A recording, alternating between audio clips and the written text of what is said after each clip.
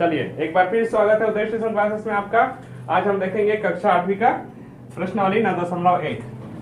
यहाँ दिख रहेगा, यहाँ ठीक है, क्लास 8 का प्रश्नावली 9 एक्सरसाइज 9.1। ठीक है, प्रश्नावली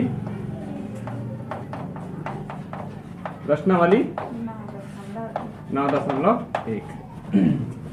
इससे पहले हमने 9.1 का कितने क्वेश्चन सॉल्व कर लिए थे? 2 प्रश्न सॉल्व कर लिए थे। आज तीसरा प्रश्न सॉल्व करना है। ठीक है, क्या है प्रश्न बताओ? उपयुक्त सर्वसमीकरण का प्रयोग कर मान निकालना है, मान ज्ञात करना है। ठीक है, हमको सर्वसमीकरण का प्रयोग करना है। कौन सा सर्वसमीकरण का प्रयोग करना है? इससे पहले हमने 2 सर्वसमीकरण देख लिया था। कौन कौन से सर्वसमीकरण देखे थे बताओ? ये देखिए यहाँ पास a प्लस बी पूरे की घात 2 है ना, a की घात 2 धन 2 ab धन b की घात 2। और एक सर्वसमीकरण कौन सा देखे थे? a माइनस बी पूरे की घात 2 क्या है? a की घात 2 माइनस 2 ab धन b की घात 2। ये था दो सर्वसमीकरण का प्रयोग से हमने हल किए थे क्वेश्चन को।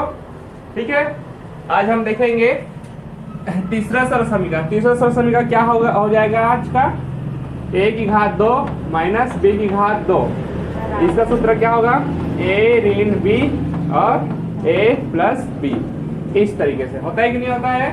ठीक है, ये तीसरा सर्वसमीकरण है। आज हम इसी के बेस पे क्वेश्चन बनाएंगे। ठीक है, तो प्रश्न क्रमांक 3 क्या है बताओ? प्रश्न क्रमांक 3 का पहला क्वेश्चन क्या है बताओ?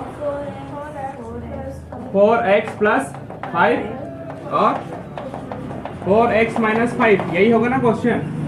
ठीक है, तो देखिए क्वेश्चन को, बड़ा आसान है। ठीक है, बड़ा आसान है ये क्वेश्चन, क्योंकि देखिए यहाँ पास a माइनस बी और a प्लस बी दे दिया गया है। और आपको यहाँ पास देखिए एक कोष्टक में प्लस दे दिया गया है, एक कोष्टक में माइनस दे दिया गया है। ठीक है, एक में प्लस, एक में माइनस, एक में धन, एक में ऋण, है ना। तो उसको किस तरीके से सॉल्व करेंगे? बहुत ही आसान है। यहाँ पास आप हल लिखेंगे। देखिए क्वेश्चन को एक बार नोट कर लेंगे। 4x प्लस 5 और 4x माइनस 5, ये हो गया।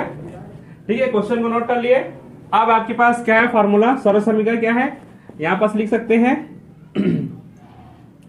क्या लिखेंगे? सर्वसमीकरण है ना, चूंकि करके भी लिख सकते हैं, कोई दिक्कत नहीं है। सर्वसमीकरण करके भी लिख सकते हैं। सर्वसमीकरण a की घात 2 माइनस b की घात 2 a ऋण b और a प्लस b के प्रयोग से इस तरीके से भी लिख सकते हो, कोई दिक्कत नहीं है। ठीक है, इतना है समझ में। अब क्या करोगे, ध्यान से देखना। देखिए a बराबर क्या मान रहे हो? यहाँ पास लिख लो, माना a बराबर क्या है? 4x है। a बराबर क्या है? 4x। इस पूरे को क्या मानना है आपको? a मानना है। ठीक है, ये तो 4x है। a बराबर कितना हो जाएगा? 4x। और b बराबर कितना हो जाएगा? 5। है कि नहीं? है कि नहीं? ठीक, चलिए आप देखते हैं। देखिए यहाँ पास a माइनस बी है और a प्लस बी है, मतलब देखिए a प्लस बी हो गया और ये a माइनस बी हो गया। a प्लस बी एक कोष्टक में और एक कोष्टक में, दूसरे कोष्टक में क्या हो जाएगा? a minus B. आया समझ में? ठीक है, मतलब मैं इसके जगह क्या किसको लिख सकता हूँ? इसको लिख सकता हूँ। तो देखिए यहाँ पास क्या हो जाएगा? 4x प्लस 5 और ये हो जाएगा आपके पास 4x माइनस 5।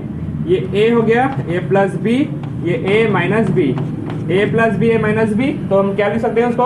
a की घात 2 माइनस b की घात 2। तो a की जगह क्या है बताओ? a की जगह क्या है? 4x है, उसके पूरे की घात में 2 हो जाएगा, माइनस की जगह माइनस b की जगह क्या है? 5 की घात क्या हो जाएगा? 2।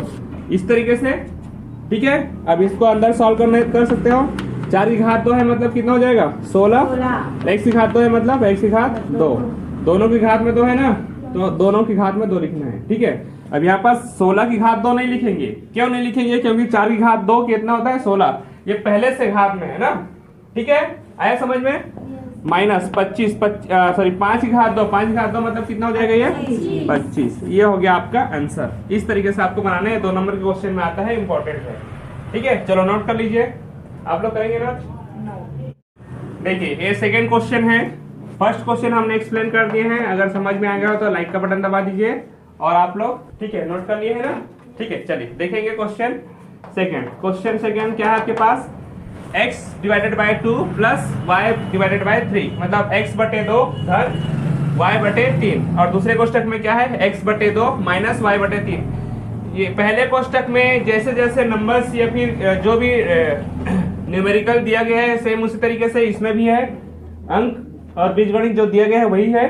ठीक है, चिन्ह बस का पर फर्क है ना, यहाँ पास प्लस दे दिया गया है, यहाँ पास माइनस दे दिया गया है। सेम हमारे उसमें दिए गए हैं सूत्र में, सरल समीका में है ना, यही है सरल समीका। इसी सरल समीका के प्रयोग से हम बनाएंगे। समझ में आ रहा है? चलिए देखेंगे इसमें क्या है। यहाँ पास क्वेश्चन को नोट कर लेते हैं एक बार।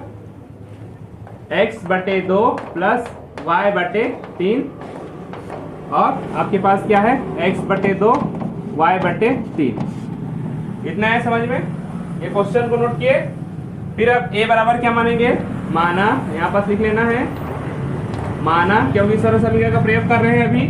तो a बराबर क्या मानना पड़ेगा हमें, देखिए a बराबर क्या मानना पड़ेगा, x बटे 2 और y बटे b बराबर क्या मानना पड़ेगा, y बटे 3। इतना है समझ में आया कि नहीं है आप लोग को? Very good. ठीक है, ये इसको हम माने है ना। अब इस सूत्र में रखना है। ठीक है, चलिए क्या रखेंगे यहाँ पास, एक की जगह रखो, एक की जगह क्या रखना है, एक की जगह x बटे 2 ऋण की जगह ऋण है ना, या फिर प्लस है तो प्लस रख सकते हैं, कोई दिक्कत नहीं है ना। लेकिन एक ब्रैकेट में प्लस आना चाहिए और दूसरे ब्रैकेट में माइनस आना चाहिए। आया समझ में? यहाँ पास माइनस है तो माइनस लगा दिए, b की जगह क्या है, y बटे 3। और दूसरे कोष्टक में क्या है, a की जगह क्या है आपके पास, x बटे 2 प्लस की जगह है प्लस और b की जगह क्या है, b की जगह y बटे 3।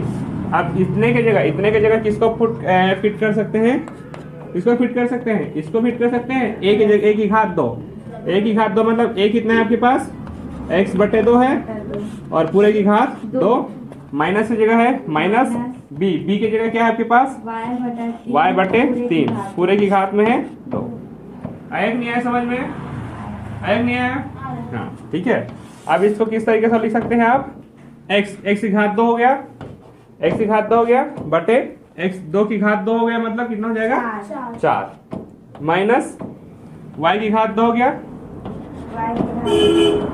और 3 की घात 2 मतलब 9। इस तरीके से आंसर आ सकता है। इसको और सॉल्व कर सकते हो तो कर सकते हो, नहीं फिर कोई दिक्कत नहीं, इतना भी कर सकते हो। ठीक है, 2 नंबर का है ये, इस तरीके से लिखना है आपको। ठीक है, चलिए समझ में आ गया तो नोट कर लीजिए।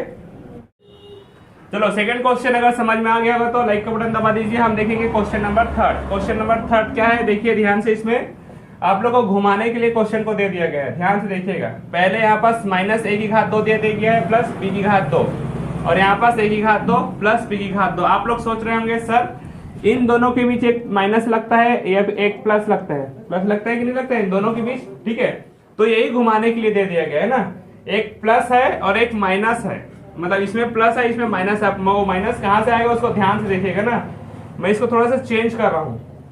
प्रश्न को आपको घुमाने के लिए दे दिया गया है, समझ में आ रहा है कि नहीं आ रहा है? तो किस तरीके से समझेंगे, ध्यान से देखिएगा।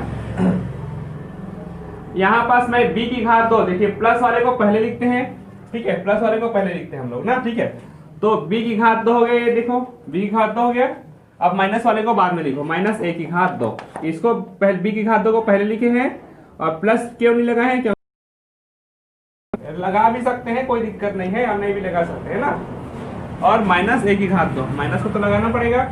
उसी तरीके से यहाँ भी पहले इसको लिखना पड़ेगा b की घात 2 और प्लस a की घात 2। कुछ नहीं है मतलब प्लस है तो प्लस लेकर लगा दिए, लगाए कि नहीं लगाए? इस तरीके से आया कि नहीं आया समझ में? अब इस सरल समीकरण का प्रयोग करना है ना। देखो कैसे प्रयोग करेंगे, माना a बराबर क्या हो जाएगा, देखो a बराबर क्या हो जाएगा, b की घात 2। ध्यान से देखिएगा है ना, a बराबर क्या हो गया, देखो b की घात 2 पूरे b की घात 2 है ना। ठीक है, और b बराबर क्या हो जाएगा, b बराबर क्या हो जाएगा, a की घात 2। आया समझ में? ये नहीं आया? आ गया ना। ठीक है, देखिए यहाँ पास जो है वो यहाँ पास है और यहाँ पास जो है वो यहाँ पास है, मतलब a की जगह क्या हो जाएगा, b की घात 2 हो जाएगा और b बराबर क्या हो जाएगा, a की घात 2। इतना है समझ में। आप देखेंगे ध्यान से इसमें क्या हो जाएगा,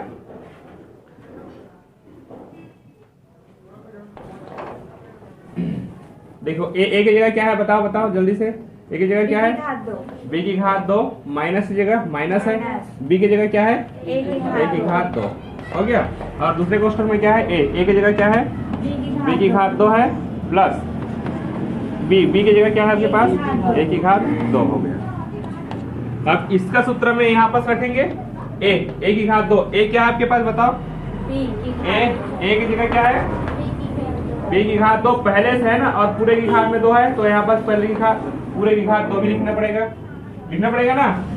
देखो a की जगह क्या है, b की घात 2 है, b की घात 2 हो गया, और घात 2 है यहाँ पास, तो यहाँ पास घात 2 हो गया, हुआ। माइनस की जगह है, माइनस हो गया, b क्या है आपके पास, b क्या है देखो, a की घात 2 हो गया, और पूरे की घात यहाँ पास है, हो गया। आए समझ में।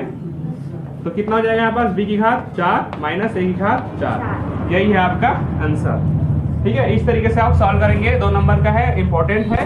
ठीक है, थोड़ा सा घुमाने के लिए यहाँ पास दे दिया गया था पहले माइनस में। ठीक है, तो आपको घूमना नहीं है, आंसर में आपको घुमाना है। ठीक है, समझ में आ रहा है ना, मतलब a का b को, b को a में घुमाना है आपको। ठीक, चलिए नोट कर लीजिए इसको। चलिए देखते हैं आज का लास्ट क्वेश्चन, 4th क्वेश्चन है ना, x की घात 3 प्लस y की घात 3, और दूसरे क्वेश्चन में है x की घात 3 माइनस y की घात 3। इसको भी इसी सरल समीकरण के प्रयोग से हमको हल करने हैं, मान ज्ञात करने हैं। ठीक है ना। तो ये आज इस वीडियो का लास्ट क्वेश्चन है, इसके बाद हम नेक्स्ट क्वेश्चन नंबर 4 लेके आएंगे नेक्स्ट वीडियो में आपके लिए, है ना। चलिए देखते हैं, इसको अच्छे से देखेगा। यहाँ पास है क्वेश्चन को, यहाँ पास नोट कर लेते हैं, x की घात 3 प्लस y की घात 3, और यहाँ पास है x की घात 3 माइनस y की घात 3। ये क्वेश्चन आपके पास, इस सरल समीकरण का प्रयोग करना है ना। अब क्या मानते हैं बताओ, माना क्या मानते हैं बताओ, a बराबर किसको मानेंगे, x की घात 3 को, और b बराबर किसको मानेंगे, y की घात 3 को।